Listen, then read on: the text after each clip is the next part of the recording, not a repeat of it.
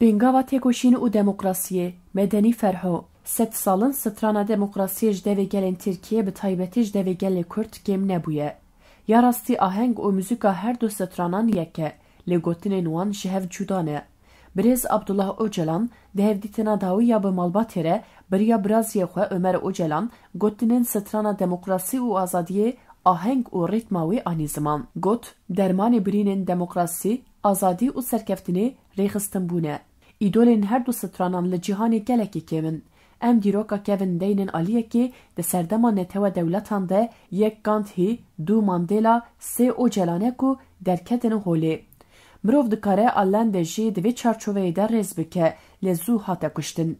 Ahenga strana Gandhi hinekî cuda ye, lê gotin û rîtim yekin. Van lîderan xeşîmên kor û tarî yên di bedena civakan de ronî kirin. Fikrê wan bûne fanosa civakan û civakan jî têkoşînên destanî kirin. Van pêşengan belkî helbest nenivîsin, lê her lîderê ku helbestan dinivîse demokrasî û azadiyan naparêze. Mînak Bülent Ecevît helbest dinivîsin, lê Kıbrıs dagir kir.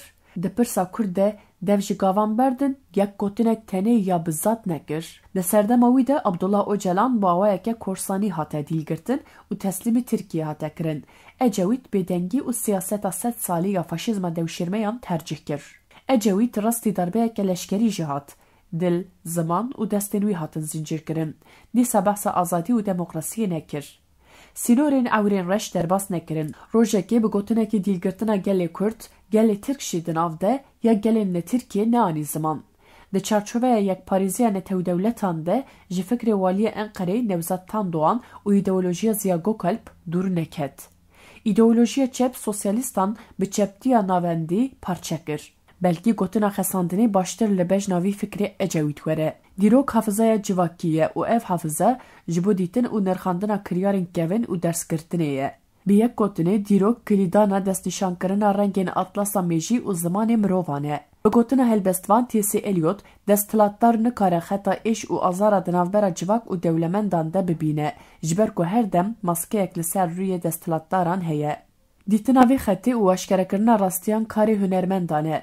Di vê serdema ku bi banga rêber Abdullah Öcalan bêngava aştî û civaka demokratîk dest pê kir de divê em felsefeya dîrokê li ber çavan bigirin û li ser psîkolojiya kolektif ya civaka Tirk rawestin. Civaka Tirk yekser nîne, parçeye û mirov dikare di sê parçeyan de destnîşan bike. Yek Türkî İslam, du Türkî Turan, sê gelê Türk û di nav gel de dinamikên demokratîk. 22 salin baskê Türkî Turan û Türkî İslam desthilatdarin.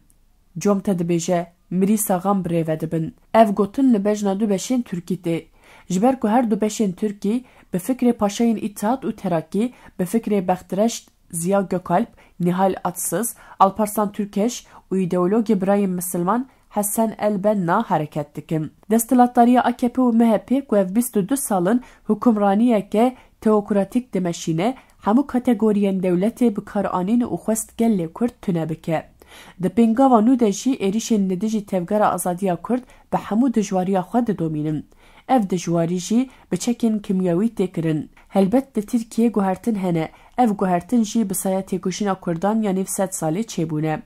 Êdî strana azadî û demokrasiyê ya yek aheng û yek renk weke sosyolojiya kolektif ya civakên li Tirkiyeyê derketiye holê. Guhertinên li Tirkiyeyê têra pêkanîna demokrasiya rastexîn nakin. Demokrasî bê têkoşîna giştî û gelêrî li ti welatan nehatiye sazkirin. Li Tirkiyeyê jî pêdiviya têkoşîna yekrêzî rêxistinkirî heye. Abdullah Öcalan belaş behsa girîngiya rêxistinkirinê nekir. Ji bo fêmkirina gotinên Öcalan û rastiya dewleta Enqereyê divê dîroka sed salî baş were fêmkirin. Abdullah Öcalan di pirtûkên xwe de hem rastiya sîstema cîhanê hem sîstema dewleta Enqereyê ku menendê wê li cîhanê kêmin baş ve gotiye. Li gel vê beriyan ha bi çend behan Profesör Doktor Taner Akçam jî sîstema sed salî ya dewleta Enqereyê bi pirtûka apartheid sed salî nirxandiye. Beriya wî bi çend salan Profesör Doktor Hamid Bozarslan apartheidê li Tirkiye bi du cildên li ser sîstema Kemalizmê û pirtûka dîroka şîddetê li rojhilata navîn bi berfirehî nirxandiye. Piştî manîfestoya Karl Marx û Friedrich Engels di sala 1848 de li Londonê gelek îdeolog derketin holê. Lê pêşengekî siyasî, felsefî ku dikaribe paradigmaya Çîna karkeran civakên bindest bike pratikê dernekete holê. Di nava ew qasdemê de sîstema cîhanî bi avakirina netewedewletan demokrasî jî parçe kir.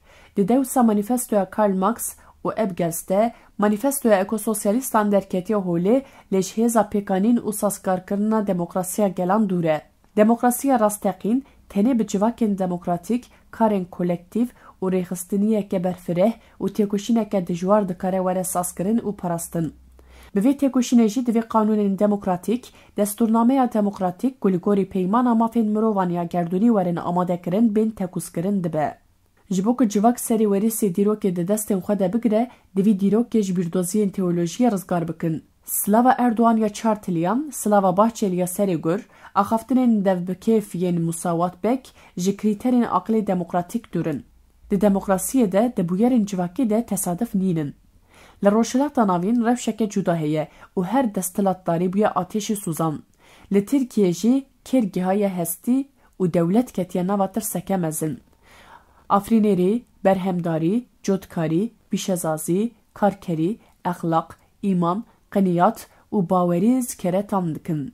Desthilatdarî AKP û MHP çi qasî cehdê bike, daliyên dîplomatîk de serê xwe li vir û dera din bibe, civînên li Antalya û Stenbolê sazkar bike, medyaya qesrê çi qasî ji devê jeneratorên tarî beyanên derewîn belav bike jî teşiya ristinê nema dikare rîsê xaf bihûne. Ferên aşan jî nema dikarin dexlê hûr bihêrin. Ez dubare dikim, demokrasî jî azadî jî bi gotinan bi rûniştina li ser maseyan nayên bidestxistin. Têkoşîneke rêxistinî divê. Ev têkoşîna rêxistinî hem daliyê çekdarî de hem daliyê civakî de tê kirin. Nîvsed sale têkoşîna Kurdan hem çekdarî hem civakî dewam dike û dîrokeke tekamûl rast û rêkopêk derxistiya holê û diyalektîka serdema zevtgiriye. Wekî Abdullah Öcalan jî got, êdî pêwîstî bi têkoşîna rêxistinkirí ya civakî heye. Erdoğan û Bahçeli azadî, demokrasî û mafan weke şerbeta şekir û hingiv pêşkêşî Kurdan nakin.